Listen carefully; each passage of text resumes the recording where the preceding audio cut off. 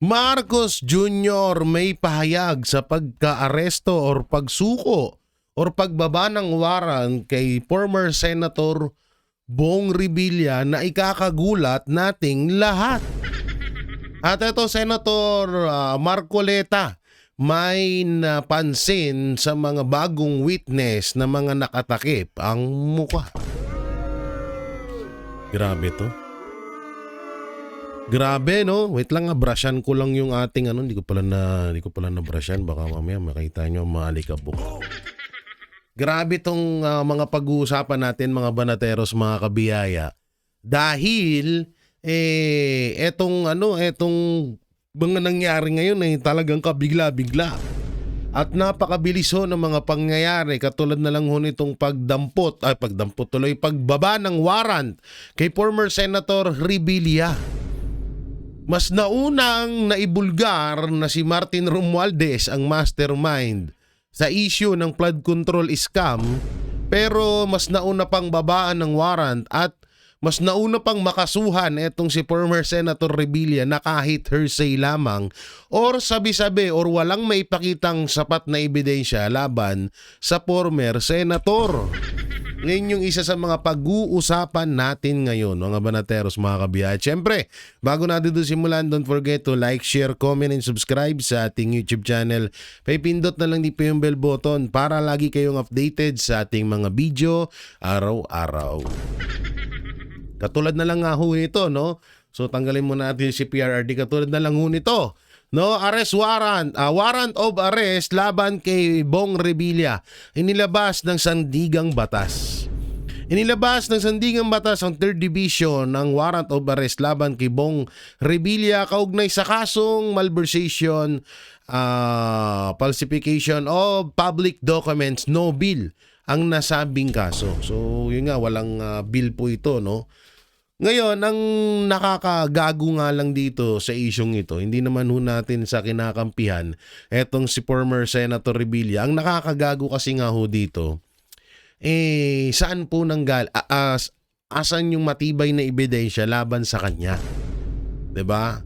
Asan yung matibay na ebidensya laban sa kanya? Wag ho tayong wag ho nating itanim sa isipan natin yung mga nakaraan, kasi nakikita ko ngayon sa ibang mga netizen, lalo na sa mga loyalistang tanga. Nakikita ko doon, yan, dapat lang sa yan kasi nadawit ka sa pork barrel king nung nakaraan. Sa pork barrel ni Napoles nung dati, 'di ba?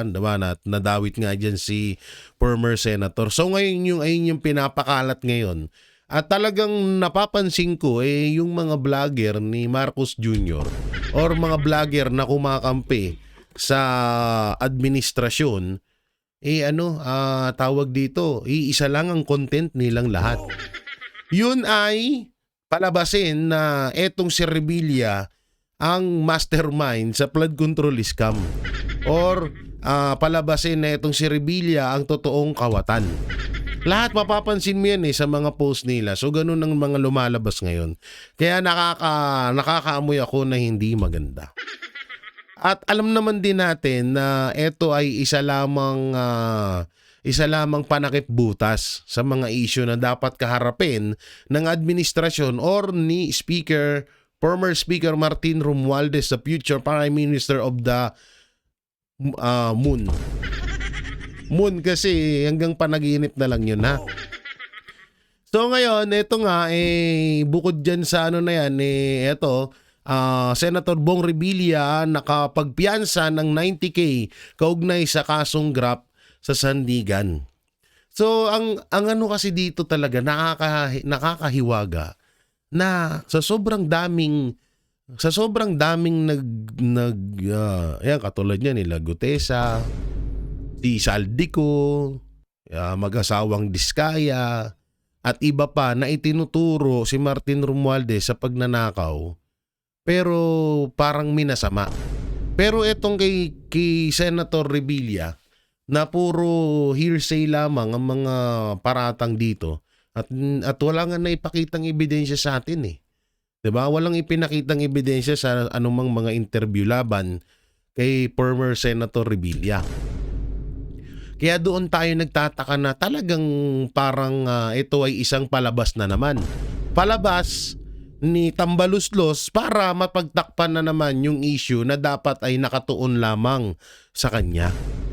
'Di ba? So diyan tayo diyan tayo nagtataka sa mga na yun. Samantalang etong si First District Representative Jolo Revilla ay naglabas na rin ng payag at eto nga ang desisyon ng aking ama na voluntaring sumuko sa mga otoridad ay isang sinadyang hakbang upang direktang harapin ang mga paratang at ipakita ang kanyang tiwala sa ating mga institusyong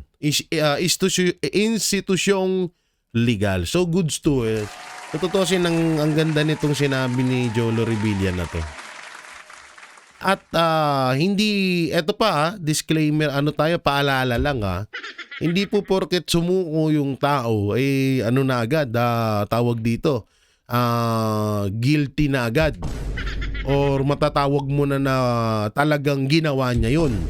Paalala lang po nandyan po, katulad na lang yan, yung pagsuko ni Pastor Apollo Kibuloy sa ISAP. 'Di ba na pinalabas nila na nahuli daw.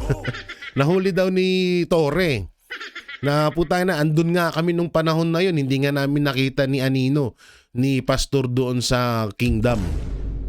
Sumuko po si Pastor Apollo Kibuloy sa ISAP. Sa mga paratang din na hanggang ngayon wala tayong makitang ebidensya na ipinapakita nila.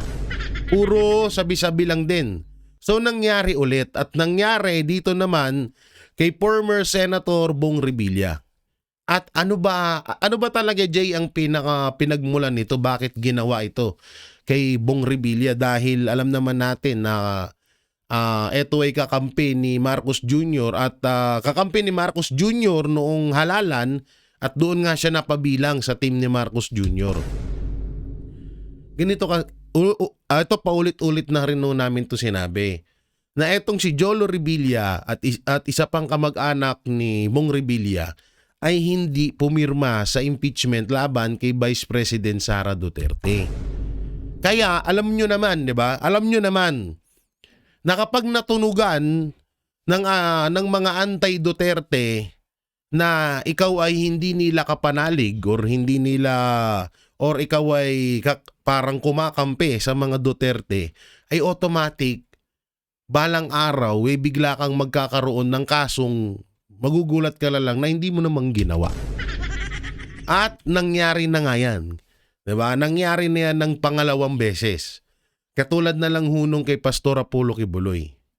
Dahil natunugan nila at nalalaman nila at kilala nila si Pastor na hindi talaga ibabaliktad ang mga Duterte. Anong nangyari? Ginawan nila ng mga kaso-kaso hanggang sa may lumitaw pa nga na witness na binayaran lang siya para lang idiin si Pastor Apollo Kibuloy. So ganun din ang nangyayari ngayon. Halos parehas na parehas ang nangyayari ngayon kay Bong Revilla na wala talagang maipakitang ebidensya laban sa kanya. Ito hindi natin kinakampihan dito si Senator Bong Revilla. Ang atin lang dito kasi ang pinaka talagang gusto nating matumbok or makulong or magdusa sa pagnanakaw sa pera ng taong bayan ay si Martin Romualdez at si Marcos Jr. Si Saldico at iba pang mga kontraktor at iba pang sekretary ng DPWH. Pero ang nangyayari ay mas nauuna pang imbestigahan. Yung talagang alam mo yung wala naman talagang hindi naman konektado dito sa nangyayaring nakawan sa mga national budget. Doon nagtataka ang taong bayan na ba't nauna pa yan? Ano ebidensya laban sa kanya? Wala. 'Di ba? Puro hearsay. Samantalang yung ni witness nga hindi nga natin nakita kung sino yung witness na magpapatunay na ginawa talaga ni former senator yung ibinibintang sa kanya ngayon. Wala nga may pakita sa atin ngayon. May nakita ba tayo? 'Di ba puro salita lang ni Remulla? At doon na nga rin kukonect dito si Remulla at si Bernardo. Putangin na ngayon, ang lumalabas bayani na si Fernando. bayani na si Fernando at kalaban na kung ano man ang ituro ni Bernardo. What if na lang na ituro ni Bernardo ang mga Duterte na naman? What if na lang ganun? Naituro na naman ni Bernardo, sabi-sabi ni Bernardo na sa kasabwat dito ang mga Duterte, so maniniwala na agad tayo doon? Porket ginawa nilang witness, maniniwala na agad tayo doon? Ay hindi ho pwede ganun, mga banateros, mga kabiyaya. Hindi ho pwedeng ganun na basta-basta na lang tayo maniwala. At itong pangyayari kay Senator Bong Revilla ay isa na naman itong pananakot sa mga lalaban sa administrasyon. Kung matatandaan nyo, mabalik ulit tayo kay Pastor Apollo Kibuloy na hindi kayang kontrolin ng administrasyon ang SMNI. Hindi kayang kontrolin or suhulan si Pastor Apollo Kibuloy ng administrasyon. Kaya tignan nyo yung nangyari. Unang-una, tinanggalan ng prangkisa ang SMNI para hindi mapanood sa national TV yung mga balitang dapat naman talagang malaman nila. 'Di ba? At pangalawa ay hinaras nila ang KOJC. 'Di ba? Binaboy nila yung loob, binastos nila yung mga tao doon. Warrant of arrest ang dala-dala nila, pero ang ginawa, nag-search warrant at lumagpas na nga sila sa dala-dala nilang search warrant kasi ilang days silang tumira doon sa loob. Tapos pangalawa, ayun nga, yung pagpapahirap kay pastor ngayon na ginagawa nila hanggang ngayon, na wala silang maipakitang ebidensya labang kay pastor. Na hanggang ngayon, hindi pa rin convicted si pastor. Paalala lang po hindi po convicted si Pastor Apollo Kibuloy. Wala pa pong nahihahatol sa kanya. Wala pa hong ganun.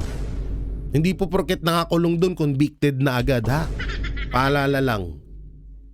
Alam nyo naman, kamakailan lang may bumaliktad na witness laban kay pastor.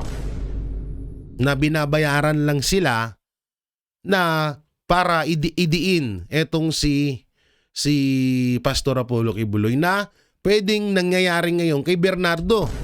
Na hindi kaya ginigipit si Bernardo at no choice siyang gawing ito. No choice siyang gawing ito at para idikdik niya si former Senator Bong Revilla. Alam naman din natin kung ano yung kalakaran na nangyayari ngayon. Sa mga galawan pa lang talagang obvious na. Talagang tawag dito, talagang alam na natin.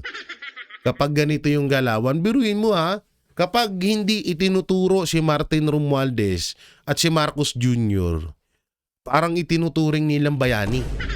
Pero kapag itinuturo si Martin Romualdez at si Marcos Jr., putay na, sandamakmak na investigasyon ng ginagawa nila. Diba? Kagaya ng ginawa nila kay Gutesa. 'Di ba? Napakalupit nung ginagawa nila kay Gutesa na hindi nga natin alam kung nasaan na si Gutesa ngayon. Hindi natin alam 'yun. Eto pa. Eto na. Asan na 'yun?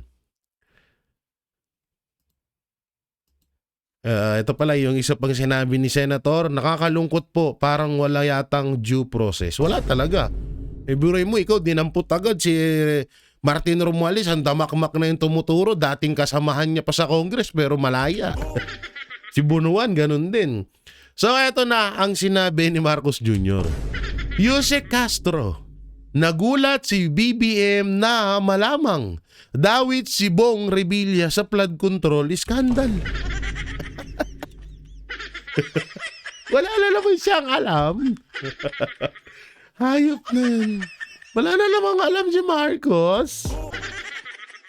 Nag-iba kayo ng nag-iba kayo ng dialogue. Dati walang alam. Ngayon nagulat na. Oo, nagulat na.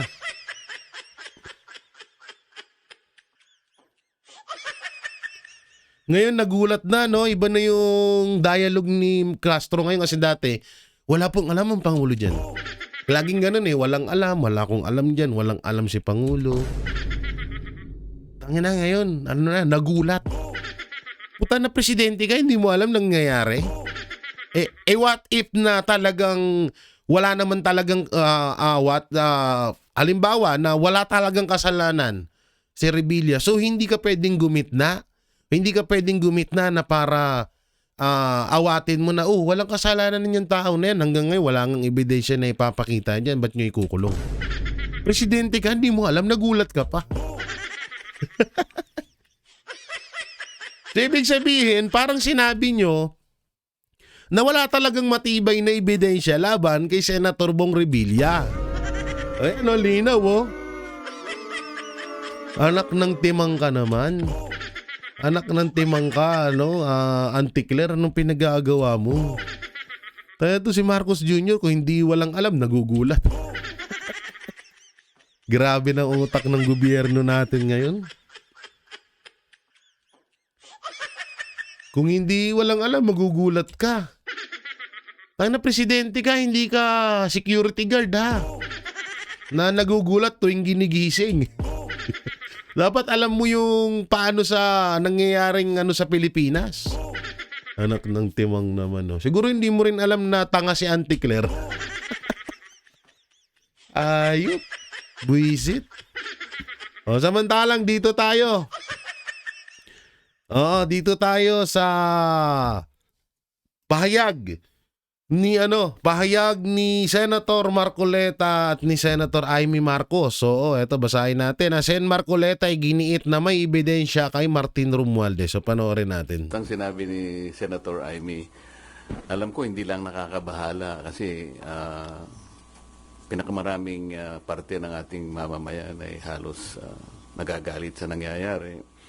Na para bang ipinagkikibit balikat lang, ito halos nilimas ang kabangbayan. Ganun po kahirap na ang bansa natin ngayon. Balik po tayo dun sa dalawang testigo na iniharap ng chairman ng Blue Ribbon na nakatakip ang kanilang muka, yung dalawang binibini na di umano ay mga staff ng nagre-renta dun sa bahay na pag-aari ng isang tao. Meron ba kayong napansin doon nung ako'y nagtatanong sa kanilang dalawa? Sana po makapagtanong naman ako sa inyo. Meron ba kayong napansin nung tinatanong ko yung dalawang testigo kung sino po yung sumasagot? Kasi po kung nagtatanong ang isang katulad namin at dinidirekta yung tanong sa kanya, dapat siya po yung sumagot, di ba? Iwanan na po natin yung kung hindi nyo napansin. Ang ibig ko lang sabihin dito, tinatanong ko po siya, bakit kaya kayo napunta doon kung ang inyong layunin lang pala ay ituro yung diskaya na sila pala yung ginamit na nagpapaalis sa kanila dahil yung daw bagong may-ari kailangan na yung bahay at humihingi sila ng ilang panahon pa lang dahil napakahirap maglipat ng kanilang mga gamit. So yung pala si Diskaya lang pala yung itinuturo na siya yung nandun. Ayaw namang aminin ni Diskaya na hindi nga ako nakapunta dyan sa South Forbes na yan. Ba't ako na naman ang tinuturo ninyo? Pwede ko po bang malaman, kayo po nagtuturo kayo, nakatakip ang mukha nyo. Ako po na tinuturo nyo, wala bang karapatan na makita ko man lang ang mukha nyo. Ayaw po, hindi rin pinaalis yung mga maskara. Pero ang isa pong importante doon na dapat napansin nyo, yung sinabi nilang address, 30 Tamarind Street. Kung napapansin nyo, yun ay bahagi ng paglalahad ni Saldico na sinabi niya yung isang 1 billion pesos ay doon i-deliver. Kasi yun ang drop-off point na sabi niya ni Martin Romualdez sa akin, diyan mo dalhin. So, Tamarind. Ang gusto ko sana dapat mayroong mga tanong pa doon Bakit hindi natin tawagin kung sino yung may-ari? Nasaan yung kontrata nasaan yung discontract? Tama. Di ba? Nabanggit lang ang pangalan ni Martin Romualdez. Stop na. Natapos na kami. Putang inang nabanggit lang yung pangalan ni Romualdez, stop na agad.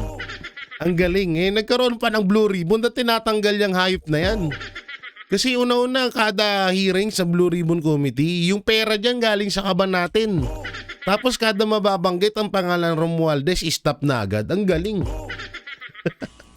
Ang ini-establish pala nila na si Diskaya pumunta ron para sabihin na yung bagong may-ari, pinaalis na sila. Anong weight nun, sir? Yun nga. Wala. Kaya gusto ko mapansin ninyo lahat. Bakit kinailangan pumunta pa sila doon? Yun lang bang gagawin natin? Ang mga tao, hindi ganun ang expectation po nila. Kaya po siguro napilitan kami na maglabas na ng minority report. Hindi na siya kung ano pa man bagay. Ang mga tao po kasi nagtatanong, ano po ba nangyayari na dyan? Simula po nung ako'y nawala na po na chairman at napalitan nga po. Nung ilabas namin si Gutesa, sinabayan naman yun ng aming legislative break. Matagal po yun. Hanggang sa mag-resign naman si Senator Ping. So, ang mga tao nagtataka. Ano na naman ito? Wala na bang ano ito? Wala bang closure ito? Hindi ba natin malalaman kung sino talaga ganito? Kaya napilitan po kaming maglabas ng minority. Paano malalaman, Senator Marcoleta? Paano nga malalaman yun kapag nababanggit niya salitang, parang ano na yan parang password ng wifi. Na bawal sabihin lalo sa labas kasi baka marinig ng mga kapitbahay. Anak ng timang naman niya. Lalo niya sobrang katangahan talaga yung Blue Ribbon Committee na yan. Tanginang yan, ba't di pa mawala yan? Report. Tinawag po naming minority report for lack of better term. Kasi po kung gagawin nating legal ito na isasang-ayon natin sa aming mga committee, sa ating Senate rules, hindi pa kami pwedeng maglabas kasi kailangan matapos talaga yung committee report. Hindi naman po kasi namin malam kung kailan mo talaga matatapos ito. Kasi nakalagay sa rules namin, kung merong dissenting or concurring opinions, ay isasama na lamang doon. This is neither a concurring or dissenting report. Kaya tinawag namin minority report sa pag-aakala namin magagamit po ninyo. Nandito po yung aming observations, meron kaming findings, nandito yung issues, nandito yung mga recommendations namin, nandito po yung set of possible legislative measures na pwedeng at ginagawa na po namin na pwede naming i-file in aid of legislation. Pero meron cancel pa rin.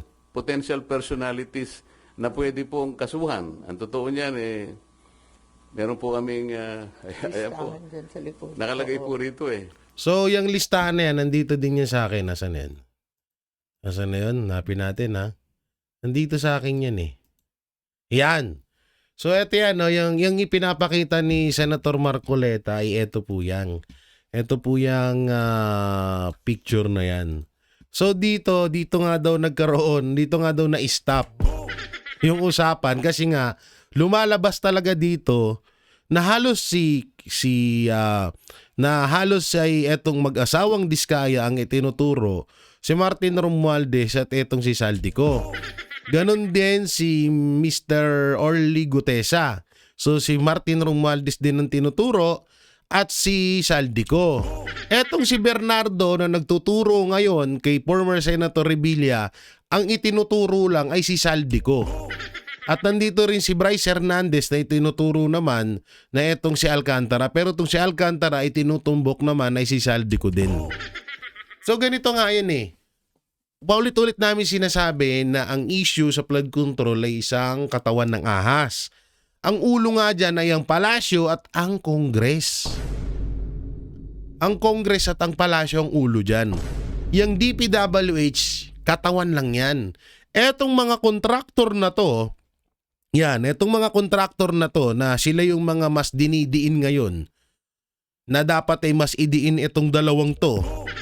At etong pinakaulo, sino ba yan? Diba? Kasi sa totoo lang, mastermind na si Martin Romualdez, pero may mas mataas pa sa kanya na nagko-control sa kanya at sino nga talaga yun. So nung pinakita pala to, ito pala yung dahilan na bakit hindi kung bakit ipinatigil yung tawag dito yung parang kung kailang binabanggit na yung pangalan ni Martin Romualdez ay pinatigil itong, parang pina-stop itong Blue Ribbon Committee. So yan yung pinapakita ni Senator ni Senator Marcoleta. Ang totoo po, itong minority report na to, I had a chance of Minority report pala tawag doon. disseminating this for the first time on December 11, 2025. Meron po kasing forum sa Quezon City. It was held in MICE Center in Quezon City. I-CARE po yung host. I-CARE means Interdisciplinary Conference on Accountability, Reform, and Engagement. Ito po ay hosted by the NCPAG of the University of the Philippines. I was one of the panelists, kasama po si then Chairman Popoy de Vera, andun din po si Congressman Erice. I recall that political analyst Malu Tikia was there also. And I think the Dean of the Political Science Department of the University of the Philippines. So sabi ko, dahil kaugnay naman po sa pinag-uusapan nating transparency, accountability, and reform, I took advantage of leaving one copy to the Dean of NCPAG. Pero meron din po kayong mga kasama doon, hindi lang ganito karami, but I thought that there were media practitioners there. Sa minority report, It- pwede malaman sino-sino po yung gusto niyong pakasuhan sa Hindi, minority report? sana, nandito po, kayo na po ang... You will give us a copy, sir? Yes. Pero sir, pwede po para kahit quick rundown para sa inyo po madami. Yan yung recommended po. Hindi mahaba ito. Hindi ako nagre-recommend, yung evidence ang nagre-recommend. Kasi lahat nyo, mapapansin ninyo, I headed 3 investigative hearings, public hearings, when I was the chairman. And then, yung huling 3, si Senator Ping na. Kaya this constituted 3 hearings all in all. So we utilized the same resource persons, the same witnesses. We relied on their collective and individual testimonies. So kaya namin na itong findings na to. Sino po yung highest official or prominent personality na rekomendado po ninyong kasuhan?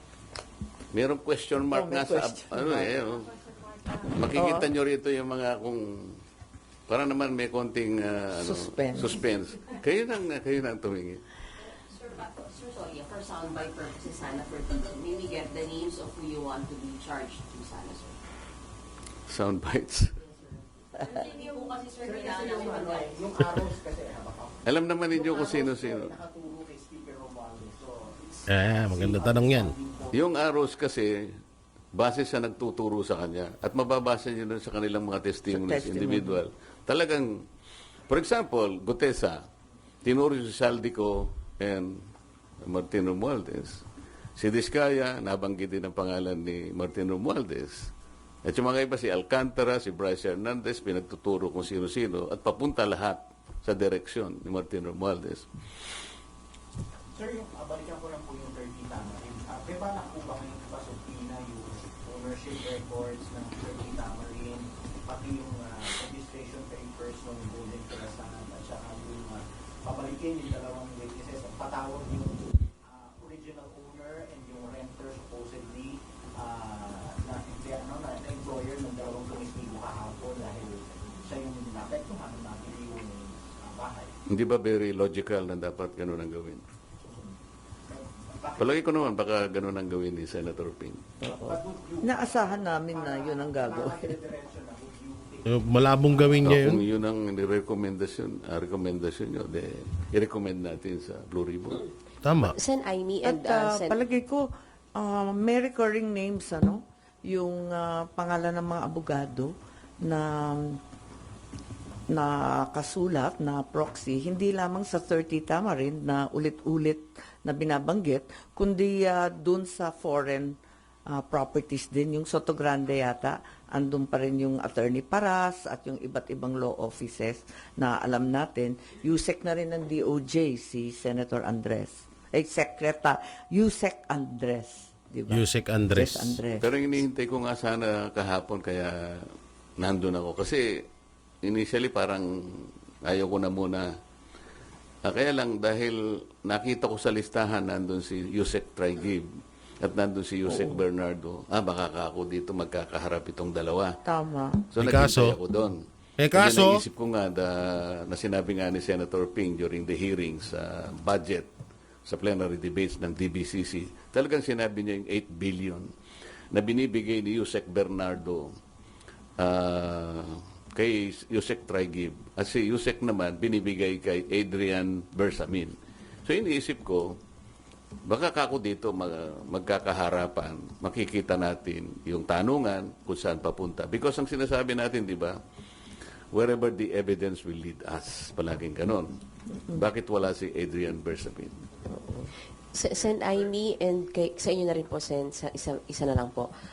Bagamat di naman po Parang naging ano na rin si Senator Marcoleta na medyo parang hindi niya na tinutumbok ngayon. Parang nakukuwala. Hindi ako hater sa Marcoleta. Kasi hindi siya ganito dati magsalita na hindi niya pinopoint agad. Yung dapat alam naman natin Marcoleta rektahan yan. So dito parang hindi niya masabi yung pangalan, hindi niya masabi na bakit hindi pinapatag si Bersamin dahil parang ganun. So ngayon yun napapansin ko ngayon. Ewan ko lang baka nag-iingat na rin si Marcoleta kasi lahat naman ng kalaban ng administrasyon ngayon talagang tinatrabaho na.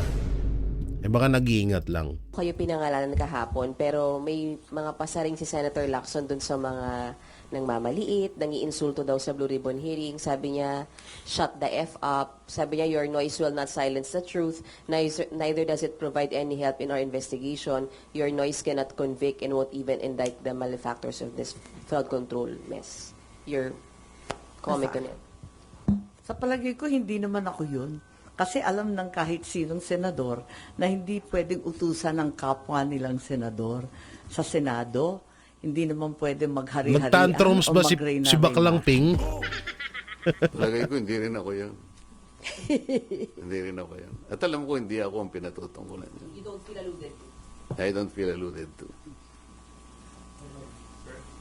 Grabe, no? Bakit hindi nyo po ipinurso yun? Kasi as you correctly pointed out, dapat nadikdik din si Yusek Traigib doon sa supposedly Oo nga, no? Bakit nga naman? Yusek Bernardo. But di nyo po pinurso yun kahapon? Pati yung kay Maynard mo din po.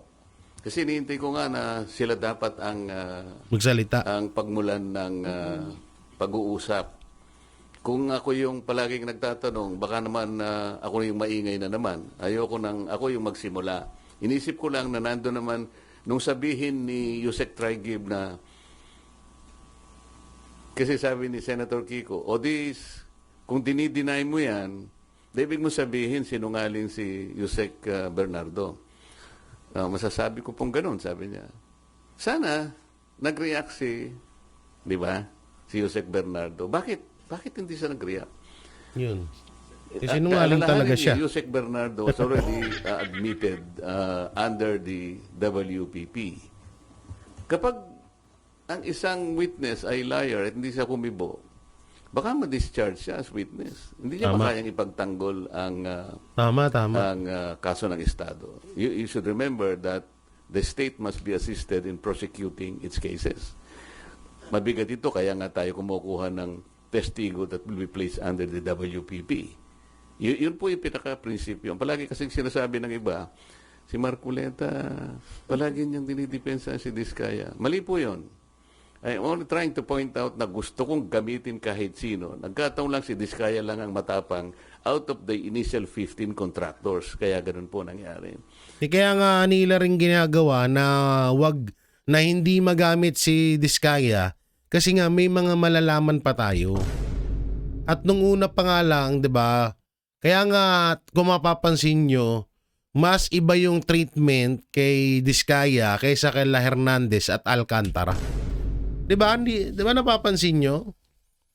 Nung lumabas si Alcantara at Hernandez, kasama ng mga pulis, hindi nakaposas. Pero nung si Diskaya na nakaposas, nakasuot pa ng uniforme ng preso. Dahil nga doon sa unang niyang mga pahayag, na hindi lang naman kami naikinabang dito Barya-barya lang yung sa amin Kayo ang pinakamalaki. Yung ibang mga politiko, kayo yung pinakamalaking nakukuha sa mga proyekto sa DPWH. So yung ginagagawin sana ni Marcoleta ay hindi yun pagdepensa sa mga Diskaya. Ang gagawin sana ni Marcoleta is gagawing witness nga etong si Diskaya para tumbukin kung sino talaga yung mastermind. Kaso, gawa ng parang delikado nga si Specker at si Ngagbers, kaya ang ginawa nila ay mas inuna nilang pagtuunan ng pansin at maipakulong at mapatahimik etong mga Diskaya, lalong-lalo na yung babae. Para hindi na nga lumabas yung issue, yung mga nalalaman ni Diskaya. Kaya naman ngayon, nakalantad si Bernardo at iba pa kasi nga, alam mo na, nabulungan na yan. Nabulungan na yan ng sandamakmak na demonyo sa tenga. Na matutulad ka sa iba kapag hindi mo sinunod yung gusto namin. So hindi ko lang alam kung sino yung mga bumubulong na yan. Pero sa mga nakikita natin ngayon, obvious naman na may nangyayaring manipulation sa bawat isa. English yun. Diba? Obvious naman ngayon eh. Oh. Kaya nga itong sinasabi ni Marcoleta dito, hindi nga, kahit din man ako, di ko pinagtatanggol ang Diskaya. Ang point ko dito is pwedeng magamit ang mga Diskaya laban dito sa iba pang mga kuratong belaling na nakaupo sa gobyerno natin ngayon. Witness. Hindi niya kailangan silang tulungan basta nag-apply sila. Nagkaroon nga ng problema lang na pinipilit ng DOJ yung restitution na siya ng Hindi kami magkaintindihan ng taong yun sa restitution. Alam naman niya na hindi totoo yun. Kaya palaging ganun ang usapan. As siya rin alam niya, under the WPP, ang sinasabi na confidential lang ay yung proceedings of the application as well as the action taken by the DOJ in relation to that application because that's under Section 7. Under Section 1, kailangan panatilihin mong confidential yun, otherwise you'll be penalized. So, pero kung pag-uusapan ay questions coming from us, hindi niya pwedeng gamitin yun. Tapos sabi niya, wala raw silang sinasabing restitution. It was no less than the then Secretary of Justice who floated that idea. Hindi namin basta-basta i-accommodate yan. Kailangan bayaran niya yung kanyang mga pinagnanakaw. O, yun ang pinagbasihan naman ng ating Senate President ngayon. O, yun nga naman, sabi niya, sinabi ng Secretary of Justice, kailangan magano sila. Pero wala po sa batas yun. Wala talaga. We need to get more of these people kahit na mahirap, kasi nga kailangan nating ma-identify yung ugat, yung pinakamalaking isda. Kung wala kayong protection na ibibigay sa kanila, ba sila magsasalita? Initially, he mentioned 17 congressmen. Meron po bang pinatawag na 17 congressmen? So, saan tayo pa? Ano sabi nila? Co-buddies. Pero sa susunod po na hearing, you're planning to pursue that angle po yung kay Yusek Olivar, then yung binanggit nyo po yung kay Adrian Bersamin. I-request nyo rin po ba na ipatawag yung Adrian Bersamin? Parang yan ang gusto ng media. Sige, gawin natin. Pero, hindi. Kasi kahapon din po, di ba na ilang beses, parang at least twice po yata na binanggit ni Yusek Bernardo na pinaninindigan niya kung ano na yung nakasulat doon sa kanyang affidavit na wala siyang babaguhin. Hindi ba kayo nagtaka? Hanggang doon lang. Dininay, naninindigan ako. Ba't hindi natin ipursige? Kaya hindi naman ako ang chairman. Kaya naman. Sir, hindi sino-sino pong pumirma sa minority report? All minority members? 6 out of the 9 members of the minority. Kasama si Sen Aimee. Grabe, no? Sorry sila. Ma'am, sinabi nyo kasi agree kayo sa laban ng minority report, may mga pagkukulang sa nangyayaring hearing ngayon. Kasama po ba doon na gusto nyong isama sa investigasyon yung mga nilabas na video ni Zaldico? Ang sinasabi ko, kinakailangan imbestigahan yung nabanggit doon. Halimbawa, yung Paul Estrada, Mark Tiscay, sana ba yung mga yon, ano? Marami kasing sinabi doon na talagang napakabibigat. Kumbaga, critical leads in the investigation that need to be pursued. Tulad ng sinabi ni Senator Marcoleta, parating bitin Yan, nababanggit. Tapos hanggang dun lang, para. Hindi ba dapat pursigihin yun? Yung 8 billion na sinabi na ni Yusek Trigiv, hindi ba dapat tanungin din yan kay Yusek Bernardo? Tama. At alamin din kung talagang kumpirmado. Ano nangyari doon? Nga. Kaya parang laging bitin eh. Laging may kulang. Laging pinapara. Whether on Obvious purpose naman. or nakakaligtaan, talagang humihinto. Talagang bitin. Alam nyo, napansin nyo ba kahapon? Sabi ni Yusek Trigiv, dinideny ko po lahat yan. Sabi naman ni Yusek Bernardo, I stand by my statement. Ang sabi ni Chairman Senator Lacson, mahirap banggain yung mga facts ni Yusek Bernardo. Sabi niya kasi doon yung pinagkuhanan kanya ng yung sinasabi nating amount dito ay nanggaling sa GAA. Totoo yun. Oh. He was mentioning about 2.8 billion pesos. So alam ni Senator Lacson, nandun talaga. So mayroong resibo. Gusto ko ipurso yun. Di Eh, kaso, dapat? Kaya lang pinipigilan. hindi naman ako ang chairman. So, with due respect to the chairman, dapat Ang ina talaga bigyan no? natin siya ng latitude. Marami sanang dapat i-pursue, di ba? Yung tungkol sa Cabral files nga ni Libiste. Congressman Lian. Sana na-pursue na rin na Wala din. i-require yung DPWH kung public record rin lang, di ibigay na sa ating yung authenticated copy Tama. para wala nang pagdidiskitahan kung yung kopya ni Congressman Lian o yung kopya na sinasabing meron yung bilyonaryo at yung iba pang media at yung nabanggit na rin ni Chairman Lacson. Dapat ay dito makikita yung vigilance ninyo. Kasi kung hindi nyo napansin, bigla nilang sinabi in relation to the Cabral files, kasi we're talking about how are you going to authenticate or to validate the Cabral files. Tinatanong ko sa kanila, is it a private file or a public file? Is it a public document or a private document? Di sila kagad mga sagot. Bakit ko po tinanong yon? Kasi under the rules of electronic evidence, kasi yung Cabral files is an electronic document. It is the rules promulgated by the Supreme Court in 2017. It talks only about private document. Sinabi ng DPWH, this is a public document. So sabi ko, how do you validate that? How do you authenticate that? Alam niyo sinabi niya? Tinuro ang ombudsman. Turuan na eh. Sabi ko, ba't yung kailangan? Hindi naman mandate ng ombudsman silang kailangan daw ma-forensic. The law does not require a forensic study on this. Alam niyo kung ano yung sinasabi sa best evidence rule under the Rule 4 of these new rules on electronic evidence? The best evidence, ikumpara mo lang yung hard copy and the doon soft sa copy. electronic. Tapos na. It can be Okay na. considered, it will be equivalent to the best evidence rule. Parang legitimate and original document na siya. Alam po yung sinabi niya, yung daw computer ibinigay sa ano. So wala nang mababalidate dito. Turuan na sila ng turuan.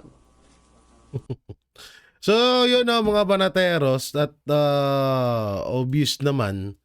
No, obvious naman yung obvious naman no yung nangyayaring lutuan diyan sa yung nangyayaring lutuan diyan sa Senado, 'di ba? Yung nangyayaring lutuan diyan obvious naman nung obvious naman na may nangyayaring script. Minsan kasi, Senator Marcoleta, manghingi ka ng script kay Ping Lacson. Manghingi ka dapat kasi ng script kay Senator Ping Lacson. No, shoutout nga pala sa pinsang ko na si RJ. Siya ang gumawa ng ating logo, ng ating picture na kamukha nga doon ni Makagagoy. Pero okay, ang ganda, di ba? Oh. Yon, mga banateros, mga kabiyaya, ano pong may kukomento nyo dito sa mga napag-usapan natin, lalong-lalo na ho dito sa pag-aresto, pagsuko ni Senator Bong Revilla at dito sa mga pahayag ni Senator Marcoleta at Senator Amy Marcos na talagang minamanipula ang nangyayaring Senate hearing. Na kapag Martin Romualdez ang sinasabi ay kinakancel. or pinapa-stop sila. So ano pong may kukomento nyo? I-comment nyo lang po dyan sa baba at ating babasahin yan. At syempre, don't forget to like, share, comment, and subscribe sa ating YouTube channel. May pindot na lang din po yung bell button para lagi kayong updated sa ating mga video araw-araw. So maraming salamat. Ingat po kayo palagi. God bless and peace and bye-bye. Yan ang Panatero, walang inuurungan. Pag tama palakpakan, pag mali ay babanatan. Yan ang Panateros, boses ng ordinaryong Pilipino. Panateros ay walang makakaawan.